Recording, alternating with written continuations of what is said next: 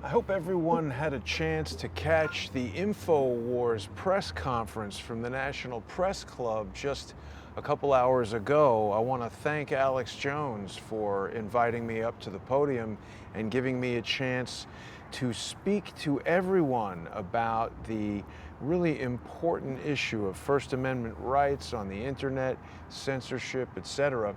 I've got a really interesting show for you this afternoon outside here in beautiful Washington, D.C. We've got filmmaker Greg Lovett and one of the subjects of his documentary film, Mr. Bobby Oleski. Greg, Bobby, thank you for joining me, guys. How are you today? Well, good. Good to see you both. Now, it's a little bit dark there, Greg, where you are. I don't know if you have the ability to turn on any lights or anything, but you've definitely pointed a light at a really serious problem, and this is something that's been affecting Bobby, and that is the dangerous and it's got to be unlawful, right? Disposal of hazardous material at U.S. military bases in Iraq and Afghanistan. Yes, the story basically, simply put, is that during the invasion of Iraq and Afghanistan, the military didn't really put a lot of thought into what they were going to do with the garbage on the military bases. There's about 9 pounds a day that's accumulated by every soldier on the battlefield, and they have to do something with it. What they decided to do in their wisdom was burn it. Bobby can give you more specific details, but they created these big pits on these bases, and they threw all the garbage into these pits, including everything. I mean, from metal, plastics, spent ammunition, even body parts. And of course, the result was a cloud of toxic smoke that just hung over the base. And the result is, now years later, a lot of the men and women that serve there are sick, some very sick, and some unfortunately have already passed away. Wow. And Bobby, of course, you were there in, where were you stationed, Bobby? I arrived on Kandahar Airfield in the first week of January 2004. And the burn pits there really hadn't taken off yet. There may have been some smaller ones from units there, that were doing the heavy fighting and stuff. But the big burn pits really didn't take off until, I want to say, March or April, because everything that they were leaving behind just got put in a pile, and we were scavenging pieces, parts, and various things that we needed. And then eventually one day they came along and just said, we don't want you anywhere near that pile anymore. And then they brought in some big up-armored bulldozers and dug a big hole and pushed all that stuff in a pit and set it on fire, and it didn't stop burning from then until the time I left in April of 2005. Wow. And so, I mean, was there some sense that this was toxic? It had to smell awful, and there's chemicals and things? Yeah, I mean, if you just do the math, I mean, I'm not sure how many troops were there, but I mean, there were 15 or 20,000 people there, and everybody's drinking, water out of plastic water bottles, probably 10, 12, 15 bottles of water a day. Those plastic water bottles had to go somewhere. Just do the math just on the plastic water bottles that went into the burn pits, not to mention, tires and batteries and paints and pesticides and construction equipment and anything else that you could think of that they wanted to dispose of, literally was just thrown in that pit, and it was burned. I think the average person has a sense that the military is very organized and they know what they're doing, and that's the most professional type of organization anyone could conceive of. Whose idea was this? How did it come to burning garbage? There was no plan when they went there for how to deal with all this garbage? Well, my understanding was in the contract with Halliburton and KBR, and please understand this is just my understanding, right? That there were supposed to have been incinerators set up there to actually burn the trash properly, as to not put all those fumes and stuff into the air. Not one time did I ever see any incinerators being used in any way, shape, or form, except for maybe one small one that I think they did use for incinerating limbs and stuff that were from the medical clinic of guys that were wounded. Wow, that's brutal. And of course, I talked about, oh, sorry, I just want to say I've talked to several soldiers who were in Afghanistan and Iraq. And one in particular, for example, told me that he was, I don't remember the year, but he was there and the incinerators were standing there on a pallet. He left, he went to other bases or whatever. 4 years later, he came back to that same base and the incinerators were still there, hadn't been used. any idea why that would be? What I've heard is that it's a question of money. They were there was money for incinerators included in the budget and included in the money that KBR received, but of course, actually installing them, using them, training people to use them was more expensive than actually just burning the garbage. So they could leave the incinerators there and pocket the money. Now, of course, KBR is Kellogg, Brown, and Root.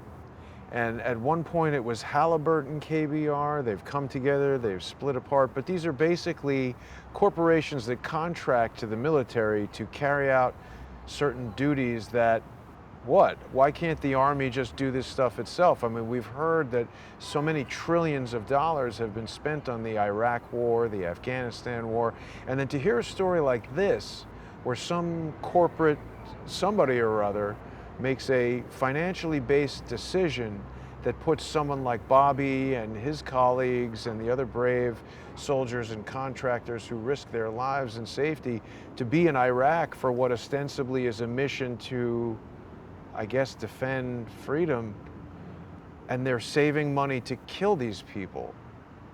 Those are questions that are really, out of our realm of being able to answer. The real question that I have is, we know how it was supposed to be done. It was supposed to be done with incinerators and trash disposed of properly, but it wasn't. So to me, the real question comes down to who was it that decided to put the trash in the hole, set it on fire, and leave it burn? Now, was that a military directive that was given to Halliburton and KBR?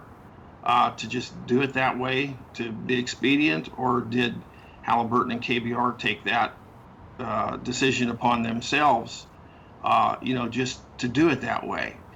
And I don't know the answer to that question. The only thing that I know is that the air sample qualities that I've seen were off the charts, downright dangerous, and those air quality reports were sent to the Pentagon on numerous occasions with numerous memos saying that you basically got to stop doing this. We don't know what the long-term health effects of this are. And they were just shoveled into a desk. So who's culpable? I think they're all culpable. But who's gonna step up to the plate and start kind of helping us out a little bit? A lot of us are on the verge of losing our homes. We've lost our careers. Our health, we can't work. Yeah. I'm just sitting here, wondering how we're going to make it day to day. And, the only thing I'm fortunate enough to get is I do get some pretty good health care through the VA, which I'm grateful for, because they have OHSU up in Portland, and I'm really getting some good care that way. But that doesn't fix, from 2012 going forward, me being sick and not being able to work. I mean, pretty much everything I've worked my whole life for is, it's about to blow up. And I don't know where we're going to end up on this if we don't get some kind of help. It's a terrible story, Bobby. And so what was your role in the military? Were you in the Army, or were you working for one of these contractors? Well, I was, I'm military of a former Air 81 through 85, but when the war kicked off in Iraq and Afghanistan, they needed contractors.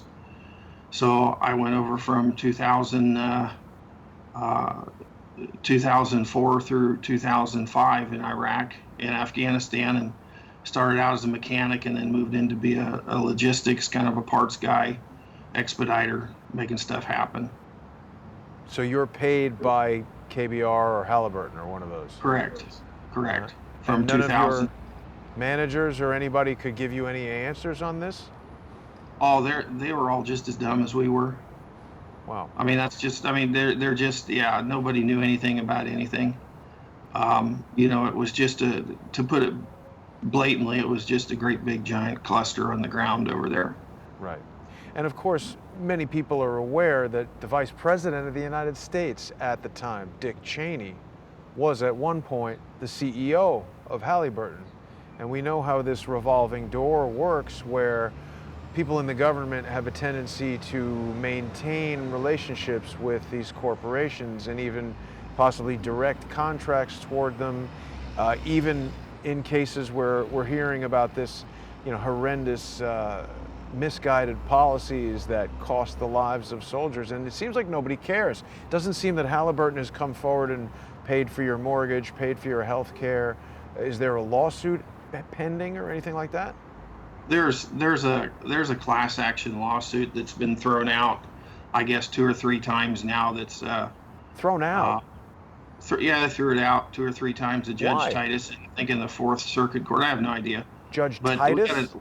we have another hearing coming up. I think in what is the Fourth District Court, Mark, 9th or 4th, whatever it is back there, where hopefully we're going to get a fair shake. But one of the things that happens with guys that are DoD contractors, most of us are all veterans, but you're not classified as a veteran when you're in a combat zone. You're a civilian, so you're forced to file what's called a DBA claim, which is a workers' comp claim for people that work overseas.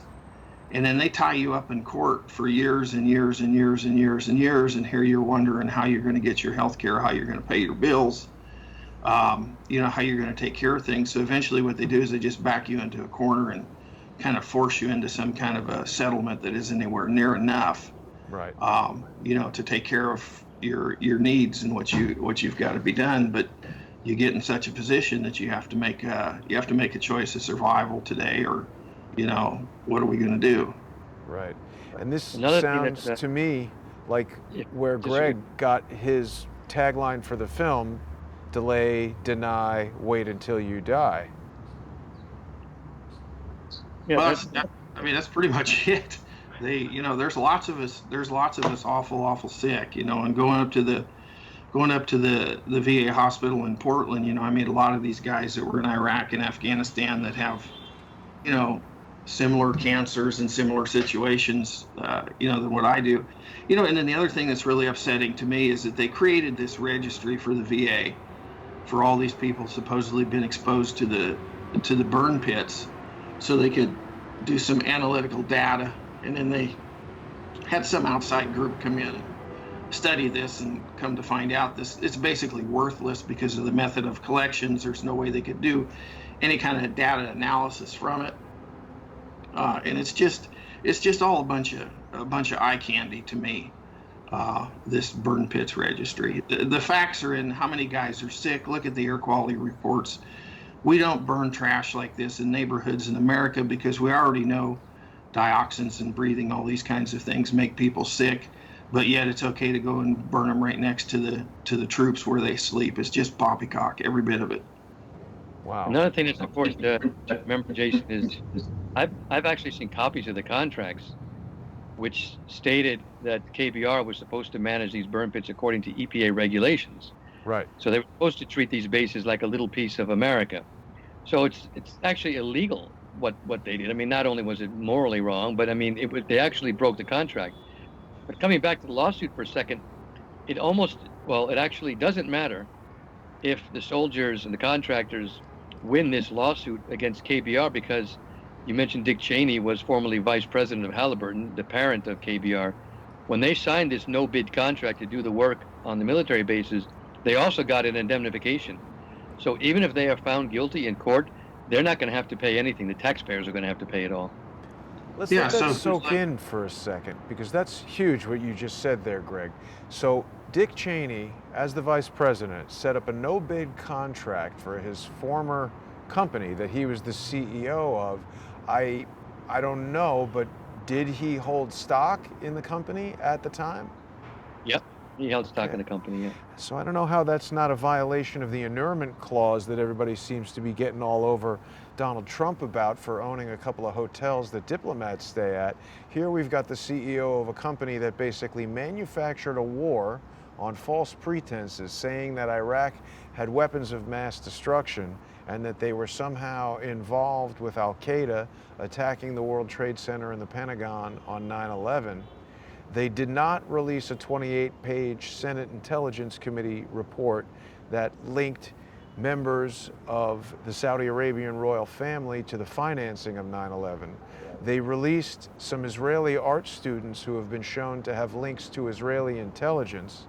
They sent members of the bin Laden family back to Saudi Arabia, and then they went and sent people like Bobby into Iraq, into a dangerous war zone where they ignored EPA regulations, ignored what everybody knows. You don't burn plastic and sit there inhaling it, and basically killed these men and women slowly over time, tortured them, and it's an ongoing torture. Bobby, please don't take this the wrong way, but you look much better than many of the subjects in the film.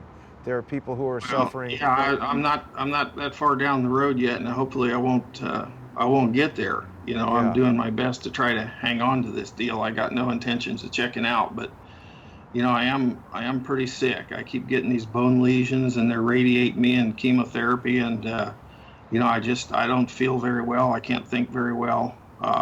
You know, I used to be a pretty good computer whiz, and you know, my brain just doesn't work like it used to work anymore. Physically, I can't do what I used to do, and you know, it's every day seems to be getting a little harder. You know, to be honest with you. So perhaps looks are deceiving.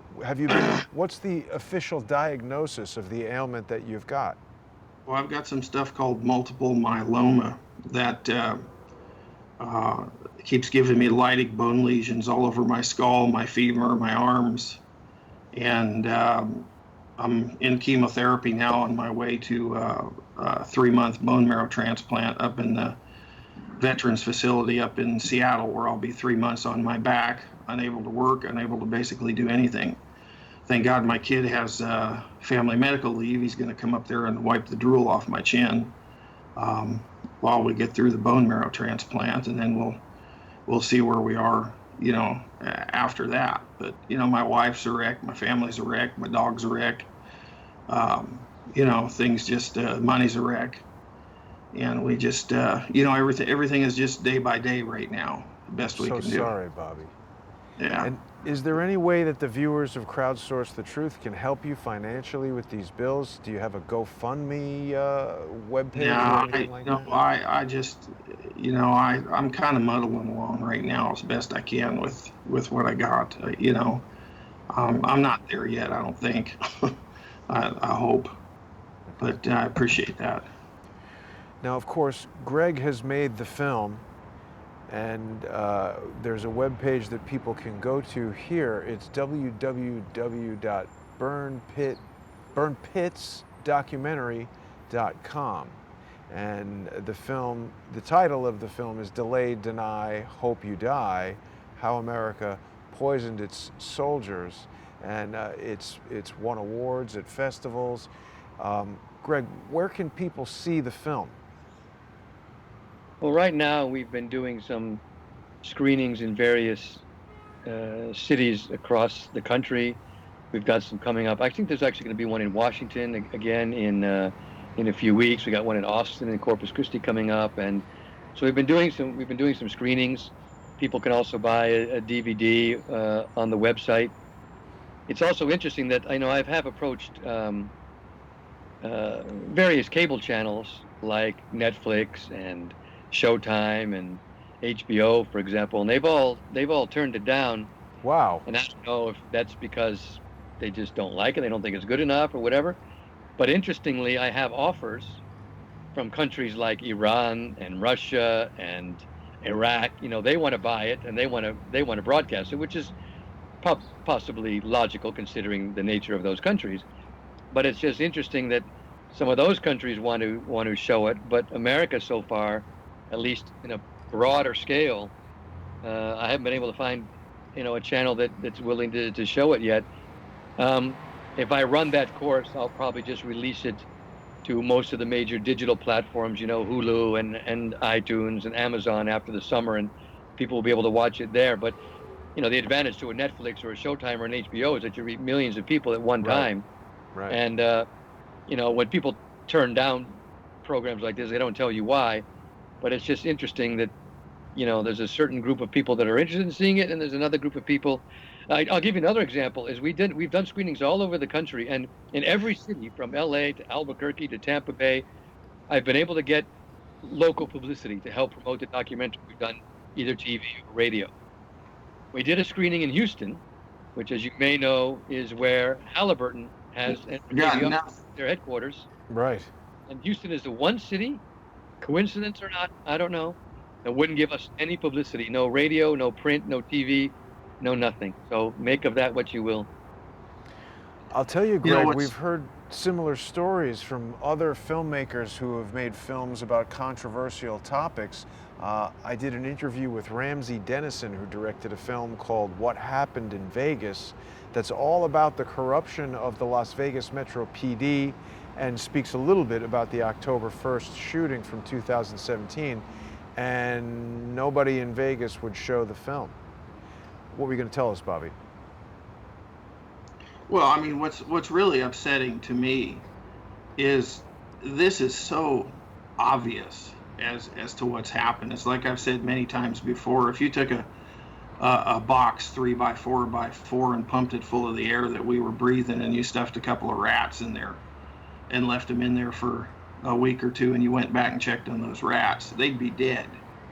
I mean, quite frankly, if you look at some of the air quality reports that came out of Bagram in Afghanistan and Balad, those were literally just off the charts with dioxins and all kinds of stuff that nobody should have been breathing in any way, shape, or form. And if somebody can stand there and look me in the eye and tell me if you breathe that stuff, you're not going to have any ill health effects, you need to have your head examined. The Force did their own study back in 2006, and one of their own people wrote a memo in which he said, first of all, it was the worst environmental site he'd ever seen. I think he was talking about Balad specifically. Yes. But he was also talking about that the burn pits were going to cause illness among soldiers, and the Air Force just buried that memo. So they knew about this at least in 2006. Obviously, probably earlier, but there's documentation. See, I show the memo in the documentary. They just completely buried the memo. They never told anybody, and they just went on, business as usual. And now, there's that book that's come out, the Poisoning of American Soldiers. We come to find out that some of these pits were even built on top of chemical weapons dumps now. Wow. Which is even worse. How could they allow this to happen?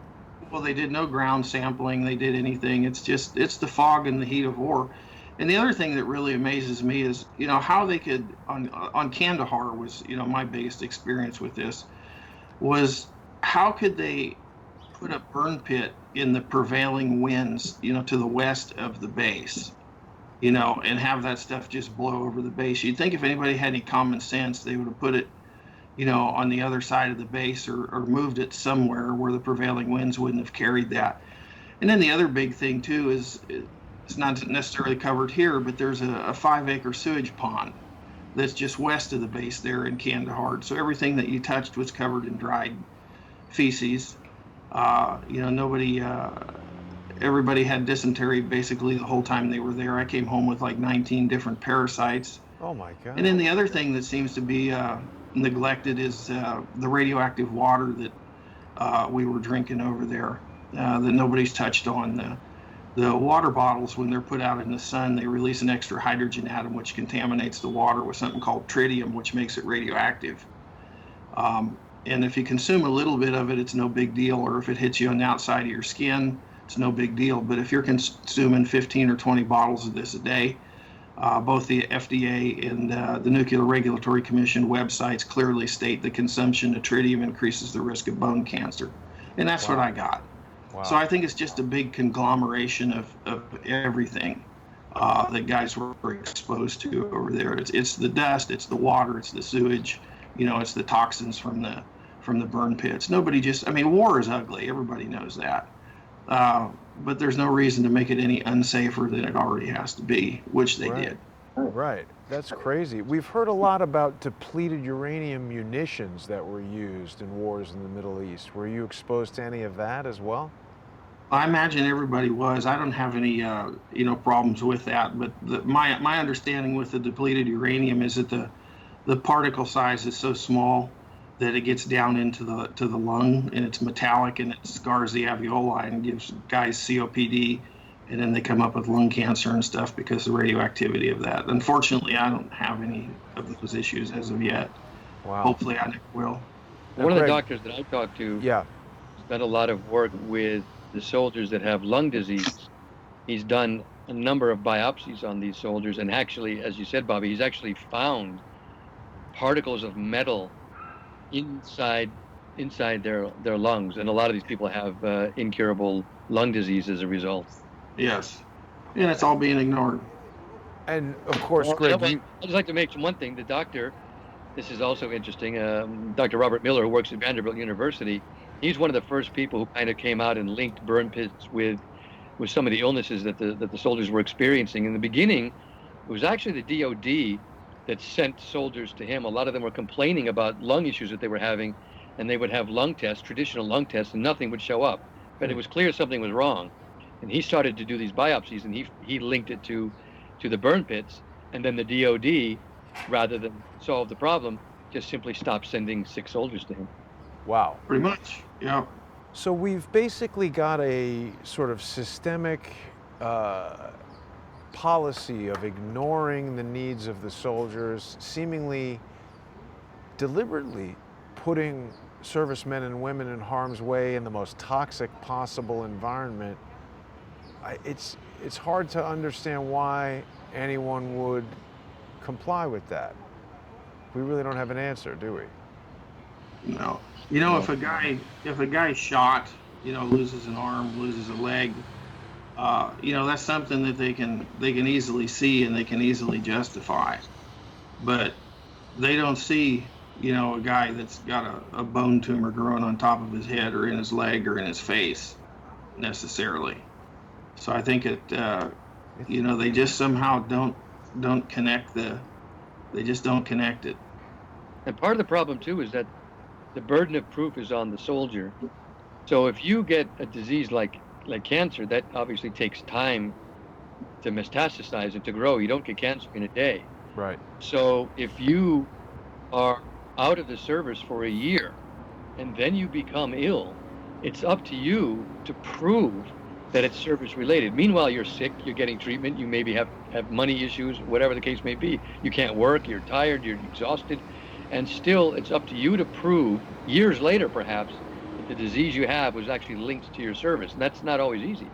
Yeah, gentlemen, it's damn near impossible to be. Would I frank be, about it. sorry to step on you there, Bobby, would I be accused of being a conspiracy theorist if I were to suggest that the money that Greg just mentioned, which is spent obviously on healthcare, pharmaceutical products, etc., might that motivate the desire to create? How many people are suffering from these diseases, would you guys say? How many servicemen and women? Tens of thousands. Well, there's at least 100,000 on the registry that Bobby mentioned, but I've talked to doctors who think that there's probably 2 or 3 times that, because what also happens is you cough or you get sick. Again, this is years after you've been out of the service. And the soldiers themselves don't always link their diseases to the burn pits. So I've heard doctors tell me that there's maybe 2 or 3 times that 100,000 who are actually sick. Wow. And do we have any statistics on what the cost per patient of treating these types of diseases are, and who is getting that money, and any of those types of things? I don't know that. Not that I know of. I only know that if they were to provide the care to these hundreds of thousands, this is kind of a repeat of the Agent Orange back in the 70s, right? Yeah. It took decades before those guys and women were actually taken care of. And if the VA was to come out right now and take responsibility and start paying, I don't even know if they could even afford it, to be honest. So, like I said, that's where the title comes from. It's in their best interest to just wait and hold off as long as they can, because the sad part is a lot of these people are going to die before they get treatment. And as a matter of fact, a lot of people are dying. I had two women specifically that I was going to interview for this documentary last year who died before I had a chance, and there's a lot more like them. Well, Yeah, wasn't and there? the question is how are they even going to? They didn't think this DoD contractor thing through very well. You know, throwing civilians into a combat zone. I mean, how am I ever going to get comped for what's happened to me? Right. Because I'm not a veteran. I've already filed the DBA claim, which is basically done. So, you know, the only thing I got left that is any hope for me is this suit with Motley Rice that. So,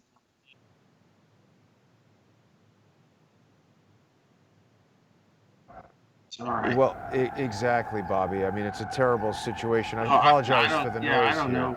You know, I don't know how I'm going to end up. I'm just hoping I survive this thing and land back on my feet and just can go back to work. And I've shouted from the mountaintop, and I can help those who can't help themselves. But I kind of feel like I'm basically screwed.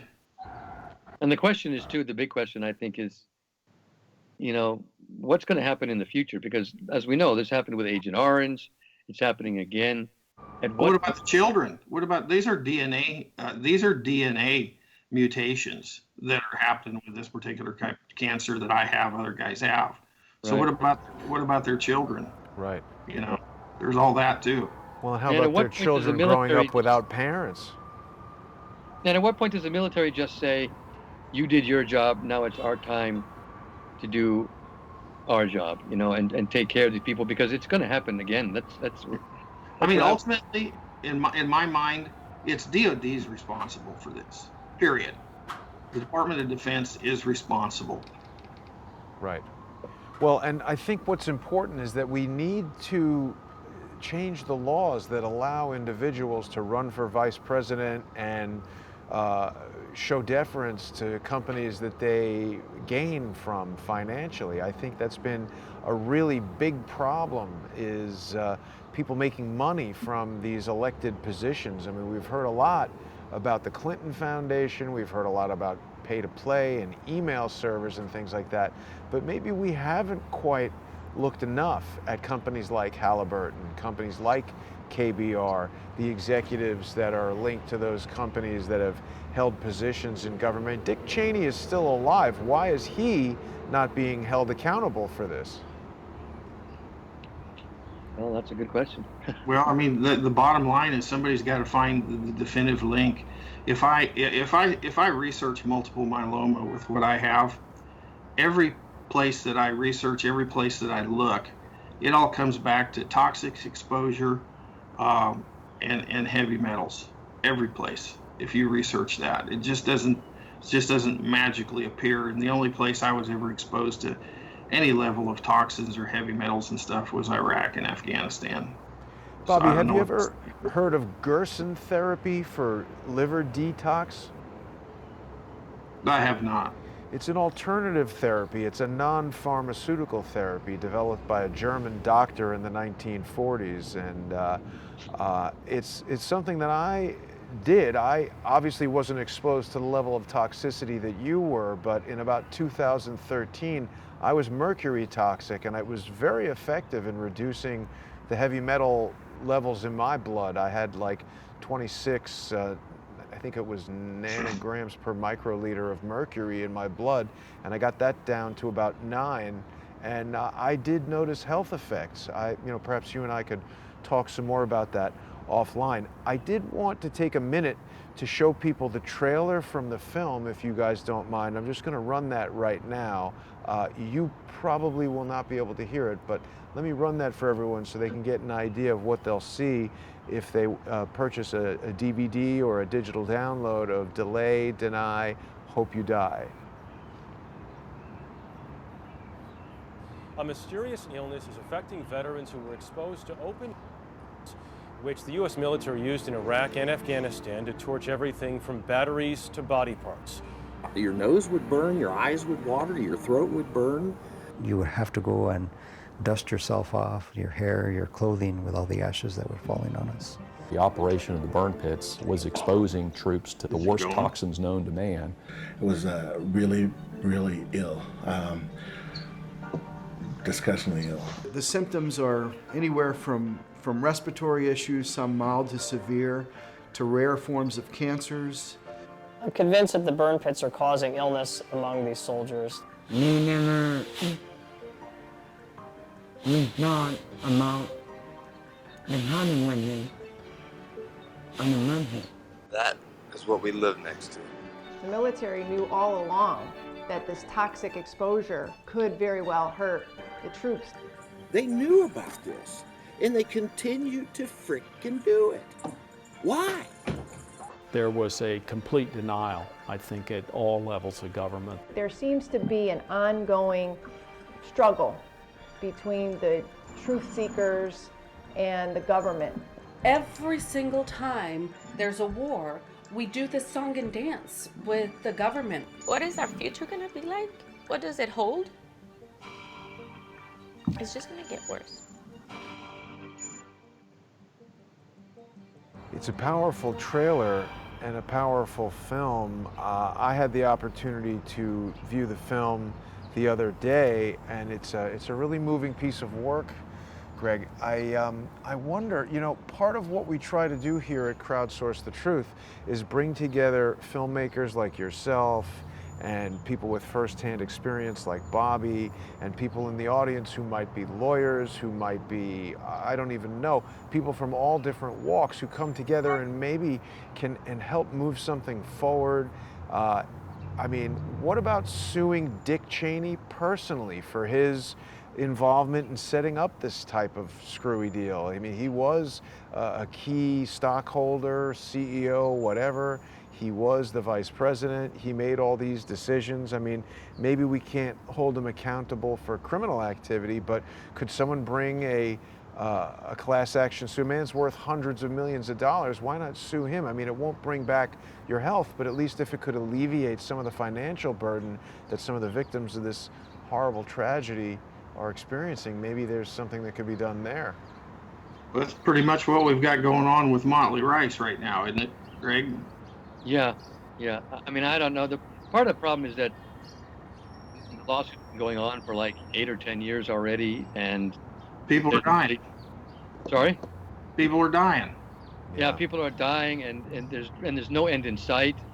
You know, they've got deep pockets. They can just keep stalling, and you know, what I would ask people what they're watching, if you really want to help, is I mean, if I can blow my own horn a little bit, is that, you know, people do seem moved when they see the documentary, and pictures can tell a lot of story, you know, a big story. So maybe, you know, people can host their own screenings. They can go to an organization called TUGG, which is TUGG.com, and they can host a screening in their own town, or they can buy a DVD and give it to their local library, or they can even hold screenings in their own American Legion offices or VFW offices or whatever. They can write to HBOs and Showtimes and Netflixes, and I think that's the power of media.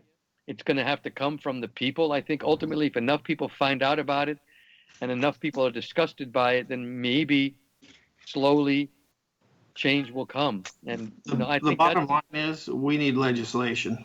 Yeah. This needs to be dealt with on its own, separately, standalone. Here's the deal. Here's how we screwed these guys. Here's the money. Take care of them. You know, but I highly doubt that's ever going to happen.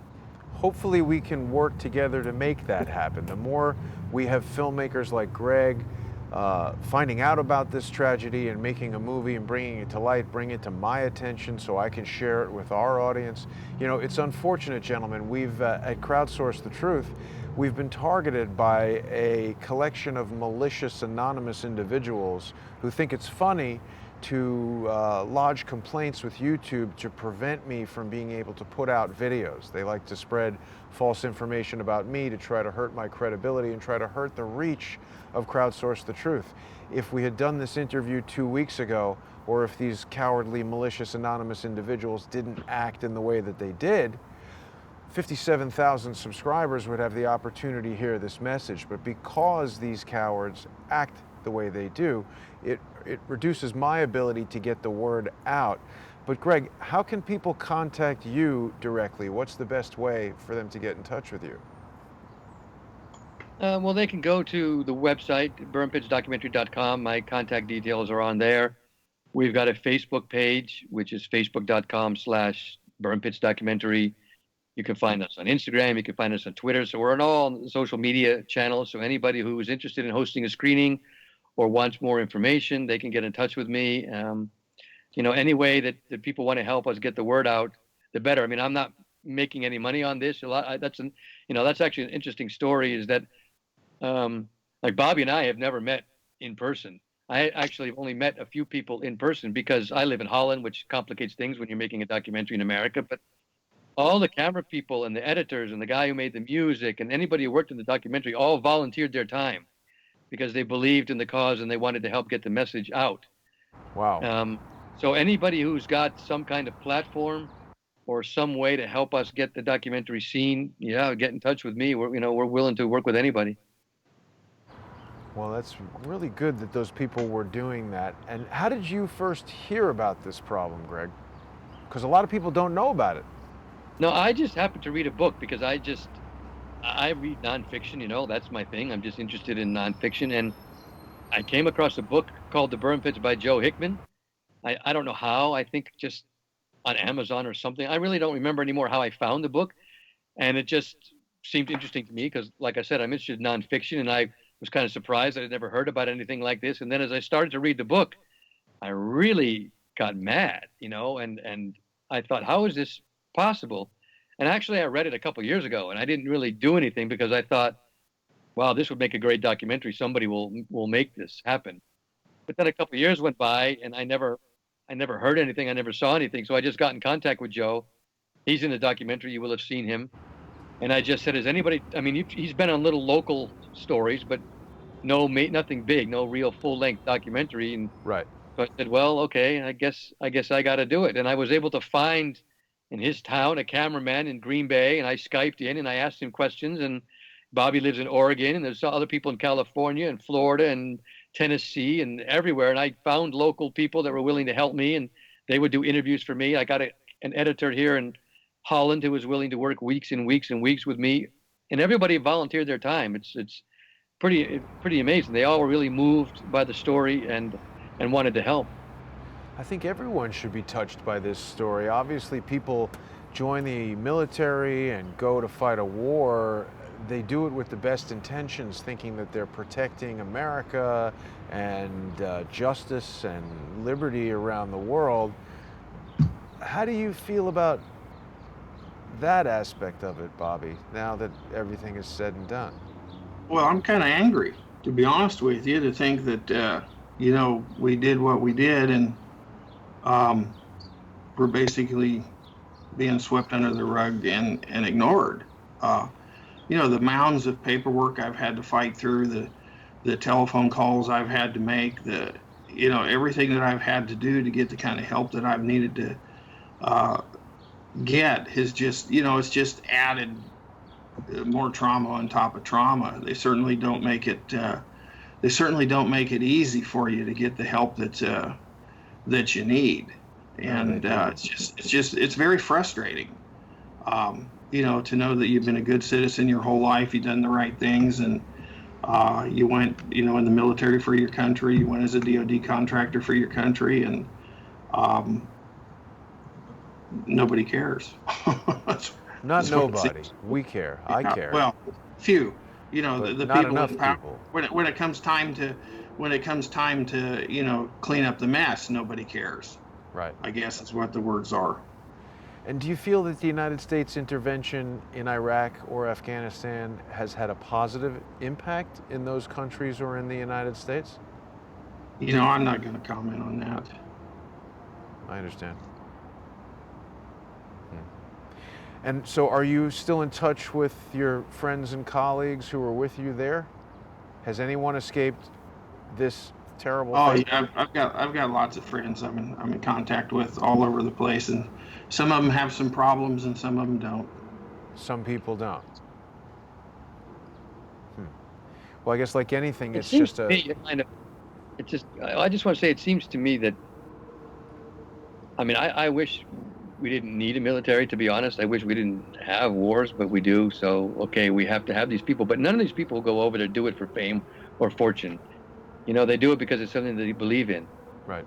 And it just seems to me that reward is the wrong word, but they could be rewarded when they come back by maybe certain services being provided to them, like free education perhaps, but certainly health care. Why can't you just say you served, you're covered, and then it doesn't matter what you have or how you got it, just as a thank you for serving your country, since you didn't get rich doing it. Yeah. You're going to get free health care and you're going to be covered. I don't know, it seems, I understand that. Well, the health care I've got covered. The problem is when you're so sick that you're unable to work. You know, or enjoy your life at all. Yeah, you don't have health care. There are some people that I talk to, a lot of people, there's one man in the documentary who has a tracheostomy and he can't eat solid food. He has to have food through a feeding tube, but the VA doesn't pay for that. He actually has to rely on donations. Absolutely crazy. Yeah, I mean, because again, he can't prove that it's service related. So I mean, I don't know. It just seems like just take care of these people, and they serve the country. They should be taken care of, and then a lot of this would just be eliminated. I mean, we can suddenly find, and we're getting into a whole political discussion, of course, but you can find money to build a wall with Mexico. You can find money to arm teachers in classrooms. You can find money to, invade countries. Why can't you find money to take care of your people? I don't know. Yeah, I mean, if there's any group that should receive free health care for life, it should be veterans of war, irrespective of how any ailment happens to arrive.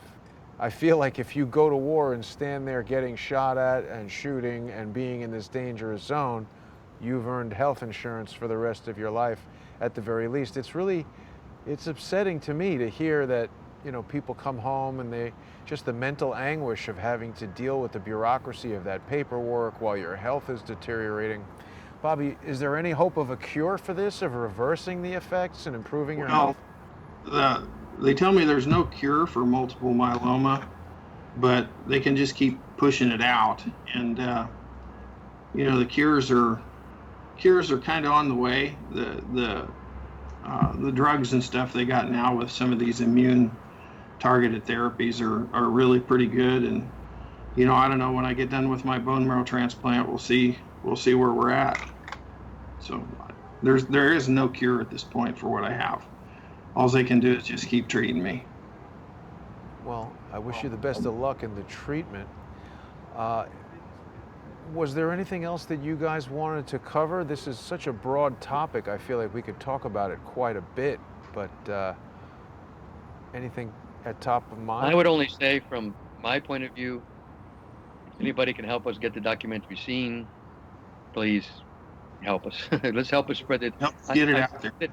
I believe with enough awareness, if we can get it out there fast enough, we can make a difference. I'm just amazed at the number of guys that were deployed that still are unaware of what's happened to them. It's really? Just amazing to me. Even the people that were there don't know. Even the people that were deployed. I mean, I talk to guys that come back all the time, and they're like, "What? Wow. What do you mean?" And then you school them, and they're like, "Oh yeah, I remember when I was sick and coughing and puking up stuff." Oh my God! It sounds like a horrible situation. I mean, the other thing.